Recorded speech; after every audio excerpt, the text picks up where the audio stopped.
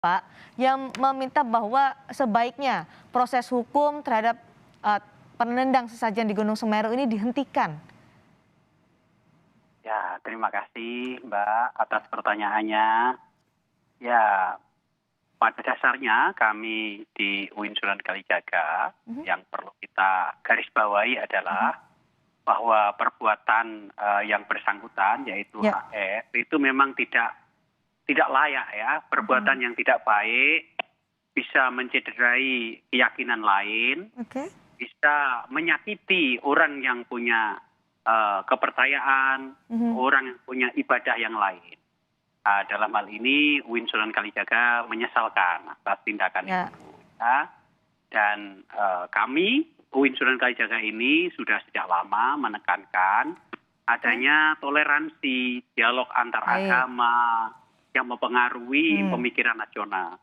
Jadi perlu digarisbawahi bahwa kami sangat menyesalkan tindakan itu dan ya sangat sedih lah. Baik, tapi tetap Intinya memandang bahwa itu memang yang dilakukan adalah tindakan intoleran ya, Pak Makin. betul, Lalu kenapa betul. meminta proses hukum itu dihentikan? Mhm, mhm. Ya, jadi begini ya, sebagai warga negara yang baik ya tentu proses hukum itu harus kita taati ya. Ya, Sebagai warga negara Indonesia yang berdasarkan hukum tetap kita patuhi. Namun persoalan ini bisa didekati dari berbagai aspek, dari berbagai perspektif ya. Hukum merupakan salah satunya saja ya. Jadi banyak sekali proses hukum yang sudah kita lakukan, namun masih perlu digarap proses lain yaitu proses sosial, oke. proses musyawarah, Oke. proses tabayun, proses kekeluargaan, dan juga ada hukum adat dan lain-lain. Oke. Dan tampaknya kita perlu bijak untuk mempertimbangkan semua Mhm. proses, semua solusi yang ada. Baik, Ya, baik. taat hukum tentu taat hukum, kita warga yang baik ya. Tapi lebih baik di luar hukum ya. Pak Islah, Anda setuju di luar hukum atau proses hukumnya tetap dilanjutkan? Ya, Saya lebih sedikit berbeda dengan Pak Almakin dalam hal ini ya, bahwa hukum adalah hukum. Bagaimanapun aksi intoleransi ini adalah bibit awal dari terbentuknya ekstremisme dan terorisme. Ini sahih ini. Di banyak negara juga termasuk di Indonesia kita tidak boleh terlalu permisif dengan hal-hal yang menurut kita seolah-olah sepele seperti ini. Ini eskalasinya pada akhirnya kalau terjadi pembiaran ini akan menjadi presiden-presiden yang jauh lebih buruk. Konflik-konflik komunal itu terjadi karena adanya aksi-aksi intoleran seperti ini. Maka negara harus hadir, hukum harus hadir, persoalan ada hukum, ada perkara lain yang lebih berat yang menurut Pak Al-Hakim tadi tidak ditindak, misalnya ini kan persoalan lain. Tapi negara ini tidak boleh ada pembiaran tindakan-tindakan permisif terhadap pelanggaran-pelanggaran yang seolah-olah ingin menyerang keyakinan dan keimanan orang lain. Ini dalam agama pun juga dilarang sebenarnya. Pak Islah tadi Anda menyebutkan ini tindakan bisa saja menjadi sebagai bibit terorisme. Apakah ada ideologi yang Anda cermati dari pelaku penendang sesajen ini? Karena Anda menyebut ini adalah bibit terorisme. Kalau kita berbicara soal keyakinan, maka sebenarnya kita tidak boleh gundah dengan keyakinan orang lain. Aksi ideologis itu terjadi ketika dia menendang. Ini persoalannya. Menghormati keyakinan orang lain itu bukan berarti kita harus menyerang dan melakukan aksi-aksi yang frontal atau lebih lanjut lagi terhadap hal-hal yang bersifat brutal. Ini adalah embrio terkecil dari terbentuknya ekstremisme tadi. Kalau ini dibiarkan, maka ini bisa jadi akan menjadi presiden yang jauh lebih buruk dan ini sungguh tidak mendidik menurut saya. Artinya kita boleh saja tidak setuju dengan sesajen itu, tapi tidak juga kita harus bertindak frontal. Karena menghormati itu bukan berarti juga setuju terhadap kegiatan-kegiatan yang seperti itu. Oke, ideologi apa yang sebenarnya membuat Anda khawatir terkait apa yang dilakukan oleh tersangka yang saat ini ditetapkan sebagai tersangka penendang sesajen ini? Saya melihat videonya komplit ya, aksinya tersangka ini kan sebenarnya ada hegemoni keyakinan yang seolah-olah orang lain salah, maka orang lain harus sama dengan saya, lalu sesajen itu ditendang, karena dianggap hal-hal seperti inilah yang mendatangkan berbagai malapetaka. Ini kan sebenarnya konsep berpikir hakimiyah. Ini banyak sekali melanda berbagai orang di Indonesia hari ini yang harus diselesaikan secara hukum. Proses-proses membangun kesadaran kognitif yang dilakukan ini akan sangat evolusif. Nah, hukum itu hadir untuk menyelesaikan ini, memberikan kesadaran-kesadaran dan penjeraan bahwa tindakan-tindakan seperti ini bagaimanapun adalah melanggar undang-undang. Nah, ini harus dimunculkan oleh negara dan juga oleh polisi. Ini tidak boleh dibiarkan. Pak Al-Makin, tidak bisa dibiarkan karena ini adalah bibit ekstremisme, intoleransi. Pak Islah yang baik hati, saya sangat setuju. Ya, apa yang diumumkan Pak Islah itu benar adanya ya, bahwa hukum harus ditegakkan ya. Tetapi ada beberapa aspek lain jangka panjang yang perlu kita pikirkan. Karena saya berada di lembaga pendidikan, proses itu kita sebut sebagai edukasi ya. Yaitu proses mana yang mempunyai impact jangka panjang sehingga perbuatan intoleransi itu tidak diulangi lagi. Ya, tentu ini membutuhkan kesabaran kita, yaitu mendidik masyarakat ya bahwa perbuatan intoleran itu tidak benar ya. Dan saya kira kita sebagai warga ya tentu harus taat hukum, itu tentu saja ya. Dan perbuatan itu tidak baik, ya saya sangat setuju sekali ya. Tetapi setelah era reformasi ini kita saksikan di Indonesia bahwa perbuatan ini bukan satu-satunya ya. Ada banyak tindakan intoleran yang berskala lebih besar dan kita sebagai warga yang baik harus berpartisipasi, menghentikan semuanya ya. Jadi ini adalah proses pendidikan dalam arti dua ya. Formal maupun informal. Pak Al-Makin melihat peristiwa penendangan sesajen itu skalanya kecil untuk kasus intoleransi? Itu harus dinaikkan menjadi skala nasional. Jadi itu sebagai bahan refleksi kita. Bagaimana caranya agar kita bisa menangani peristiwa-peristiwa itu menjadi program nasional agar tidak terulang lagi. Maka bagi saya, hukum merupakan salah satu dari aspek itu. Tetapi masih ada banyak aspek lain, misalnya aspek pendidikan, aspek sosial, dan aspek bermusyawarah, dan itu juga diajarkan. Pak Islah, tidak hanya proses hukum, tapi masih banyak cara-cara lain pendidikan kalau kata Pak Al-Makin. Saya kira saya tidak terlalu pesimis dengan proses pendidikan kita terhadap pendidikan-pendidikan yang berbasis toleransi sebenarnya.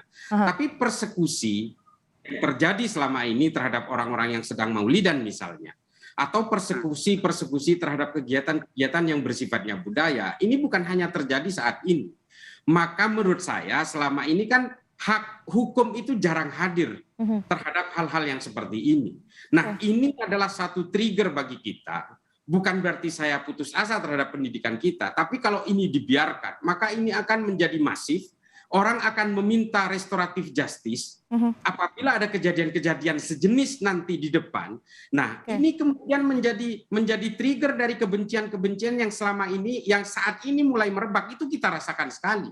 Kita kan sering sekali menerima cacian, makian karena hanya perbedaan keyakinan, perbedaan keimanan dan sebagainya. Maka menurut saya satu-satunya treatment itu adalah selain pendidikan, yang paling utama adalah penjeraan dengan jerat-jerat hukum. Ini penting menurut saya. Hari ini mungkin hanya sesajen, Mbak Cindy. Baik. Suatu saat bisa jadi ketika kebenciannya sudah tertanam kuat, dia akan melihat gereja itu akan menyerang, dan bom-bom yang terjadi di Tentena dan juga bom yang terjadi di Surabaya beberapa tahun yang lalu, ini kan dimulai dari hal-hal yang kecil seperti ini sebenarnya. Menurut Anda kalau ada pembiaran tanpa ada proses hukum, maka akan efeknya jangka panjang bisa sebesar itu, seperti yang Anda khawatirkan tadi, Pak Islah? Ya, saya kira memang polisi dengan prinsip preventif, preemptif, dan represif itu tiga-tiganya harus jalan. Saya kira ini sudah saatnya polisi harus memberlakukan hukum terhadap hal-hal yang menurut kita sangat yang menurut kita itu sangat sederhana. Tapi saya melihatnya hal ini tidak sederhana sama sekali. Jika tidak sederhana, menurut Anda apa motif dari penendang sesajen ini? Ini kan eksklusivisme. ini adalah ajaran-ajaran eksklusif yang tidak inklusif sama sekali, yang apabila, jadi gini, konsep-konsep keimanan itu kan sebenarnya sangat batiniah. Kalau kita gelisah dengan keimanan orang lain, maka setiap hari hidup kita akan penuh dengan pertempuran keimanan. Nah, ini yang harus dicegah. Nah, ini baru sesajen. Coba bayangkan kalau di situ ada manusianya. Bisa jadi terjadi konflik komunal atau terjadi perkelahian misalnya. Ini kan jauh lebih buruk. Ini kan karena nggak ada manusianya saja. Nah, konflik-konflik keimanan, konflik-konflik keyakinan maupun primordial lainnya itu berawal dari rasa hegemoni bahwa orang tidak boleh berbeda dan dia harus sama dengan dirinya. Ini kan tidak boleh dipupuk di dalam negeri yang penuh kebinekaan ini. Ini penting buat kita, ini pembelajaran buat si pelaku dan juga pendidikan buat semua. Makanya menurut saya sangat setuju kalau ini dijerat dengan hukum supaya menjadi presiden bahwa negara tidak diam terhadap aksi-aksi intoleran sesimpel apapun. Karena kalau dibiarkan ini akan masif, menjadi kolektif, dan ini pada akhirnya pada tataran tertentu akan membentuk ekstremisme dan terorisme seperti yang saya ungkapkan tadi. Oke, Pak Al-Makin silakan ditanggapi. Ya, tentu saja kekhawatiran Pak Islah itu juga menjadi kekhawatiran kita semua ya. Tentu saja apa yang diungkapkan Pak Islah itu sangat sangat betul ya. Bahwa hukum itu harus ditegakkan ya, bahwa pelaku itu harus dihukum gitu ya. Tapi dalam kacamata ilmu sosial ini tindakan penendangan itu merupakan puncak gunung es ya. Sementara di bawah laut masih banyak persoalan ya. Jadi ini merupakan representasi dari persoalan. Maka akar atau sebab dari persoalan itu harus kita kemukakan gitu ya. Dan harus kita gali sebaik mungkin gitu ya. Jadi sebaiknya ini harus kita pikirkan masak-masak di samping hukum. Ya, tentu saja hukum harus berlaku di samping hukum. Kita perlu pendidikan. Baik, kalau hukum memang harus terus berlaku menurut Pak Al-Makin, seperti apa yang Pak Al-Makin harapkan dari proses hukum itu? Karena tadi kan disebutkan restoratif justice juga menjadi salah satu cara, tapi hukum juga berjalan. Ya, jadi tentu saja saya mengikuti beberapa kasus ya yang ada di Indonesia dan itu sudah saya tulis dalam buku saya yang terbit di Springer, Challenging Islamic Orthodoxy itu ya. Misalnya kasus Kapatar, kasus Lea Eden, dan kasus-kasus minoritas yang lain ya. Jadi hukum merupakan instrumen yang efektif dan sah, tetapi di balik itu ada faktor sosial yang tidak bisa kita diamkan. Faktor sosial ini ya tentu menyangkut juga. Tapi dari sisi hukumnya Pak Makin, apa yang Anda harapkan? Karena Anda menyebutkan ya sisi sosial iya, tapi hukum juga tetap berjalan. Kalau dari sisi hukumnya Anda? Ya, bagi saya hukum itu juga sangat erat kaitannya dengan proses sosial. Jadi hukum itu tidak mandiri ya. Jadi hukum juga ditegakkan oleh kita semua yaitu manusia dan manusia juga saling berinteraksi ya. Saya kira interaksi satu sama lain, saling menerangkan, saling mengasihi, saling menunjukkan, ini hendaknya ya tidak lelah-lelah kita usahakan karena terbukti dari banyak kasus penjeratan seperti ini itu sudah kita lakukan seperti kasus Eden, kasus Kapatar dan bahkan Gubernur Ahok Cahayapurnama dengan jeratan yang sama. Ini yang perlu kita pikirkan ya dalam jangka panjang ya. Pak Islah, silakan. Tetapi saya tetap mengapresiasi Pak Islah. Baik, Pak Islah. Mengapresiasi. Silakan ditanggapin. Ya, menurut saya memang fungsi hukum itu kan sebenarnya ada satu hal yang sangat penting. Hukum itu adalah menindak untuk mencegah. Bagaimanapun hukum di sini tujuannya bukan untuk membalas dendam misalnya. Ini bukan itu tujuannya. Tujuannya adalah mencegah dan memberikan pembelajaran termasuk penjeraan terhadap pelaku dan pembelajaran bagi yang lain bahwa hukum bisa menjangkau hal-hal yang seperti ini. Yang paling saya takutkan pada tataran sederhana seperti ini, kalau hukum tidak bisa menjangkau hal-hal yang seperti ini, pada akhirnya akan tidak bisa menjangkau juga terhadap hal-hal yang sifatnya jauh lebih brutal lagi. Jadi kalau menurut Pak Islah, apa yang disampaikan oleh Pak Al-Makin tadi, apakah bisa menghentikan kekhawatiran Anda bahwa ini akan menyebabkan kasus yang lebih besar lagi dibandingkan hanya sekedar Bukan hanya sekedar ya, tapi dibandingkan pada peristiwa penendangan sesajen ini. Ya, terus terang buat saya ini adalah pembelajaran bagi kita semua bahwa keyakinan yang eksklusif, menghakimi orang lain, terlebih mengkafirkan orang lain, ini pada akhirnya adalah pemaksaan-pemaksaan yang sifatnya konfrontatif seperti ini. Dan kita Konfrontatif. tahu bahwa negara yang majemuk seperti kita ini, hal-hal yang sangat simpel seperti ini tidak boleh didiamkan. Kita kalau mendiamkan hal-hal yang seperti ini, pada akhirnya akan terjadi penyerangan terhadap manusia, terhadap komunitas, bahkan rumah-rumah ibadah, dan itu sudah terjadi. Dan kita kadang-kadang, hukum kita kadang-kadang tumpul di situ dengan alasan restoratif justice. Ini tidak ada pembelajaran sama sekali, dan bangsa kita akan selalu berkelindan dengan persoalan-persoalan seperti ini kalau ini didiamkan. Oke, Pak Islah, Anda mencermati latar belakang penendang sesajen ini, apakah terafiliasi dengan pihak atau kelompok mana? Anda mencermati soal itu? Saya melihatnya begini ya, kalau di dalam Islam sendiri sebenarnya menghina sesembahan orang lain ini kan tidak diperbolehkan juga. Dan bahkan perbedaan itu, kata Al-Quran, itu sunnatullah, itu kehendak Tuhan. Artinya selama kita ini hidup dalam suatu melting pot perbedaan-perbedaan, kita tidak boleh gelisah dengan perbedaan. Kita juga tidak boleh gelisah dengan keyakinan dan keimanan orang lain. Kalaupun kita kemudian membiarkan itu, bukan berarti kita setuju. Misalnya kita mendiamkan sesajen, bukan berarti kita setuju, tapi kita juga harus menghormati perbedaan itu. Ini adalah konsep dasar dalam moderasi beragama yang banyak disuarakan oleh para akademisi juga. Nah, hal-hal seperti ini ada sisi hukum yang harus ditegakkan.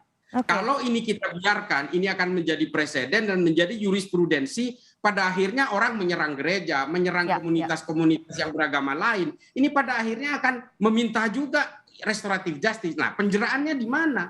Saya kira ini harus menjadi perhatian dari pihak kepolisian juga. Baik, Pak Al-Makin, ini sikap yang sangat konfrontatif. Harus ada penjeraan. Salah satunya adalah dengan proses hukum yang harus ditegakkan.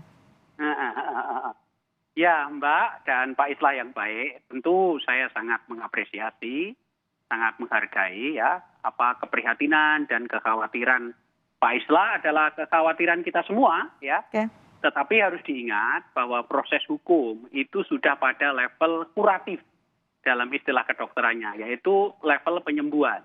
Ya, kita memerlukan level preventif, level pencegahan ya.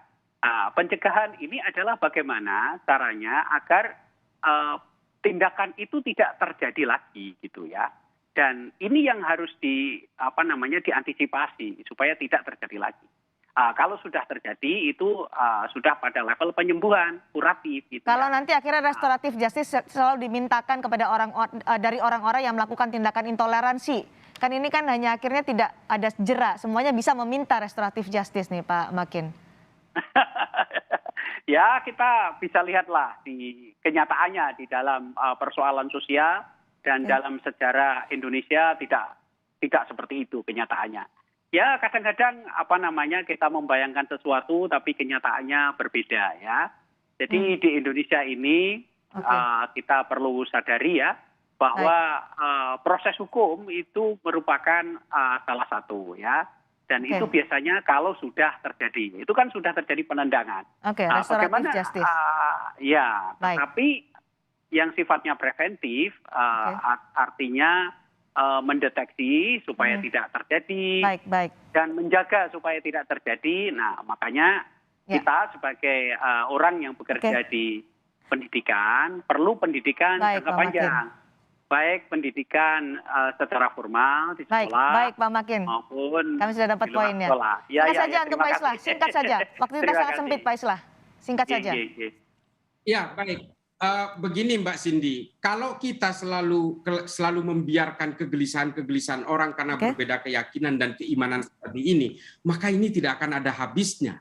Tidak akan pernah ada habisnya. Makanya saya bilang tadi, kalau orang gelisah oleh keyakinan dan perbedaan dengan orang lain, maka setiap hari ini isinya adalah pertempuran-pertempuran. Maka kemudian satu saja basisnya dalam berkeyakinan dan berkeimanan. Kita harus menjunjung tinggi kemanusiaan dan selalu menciptakan kedamaian.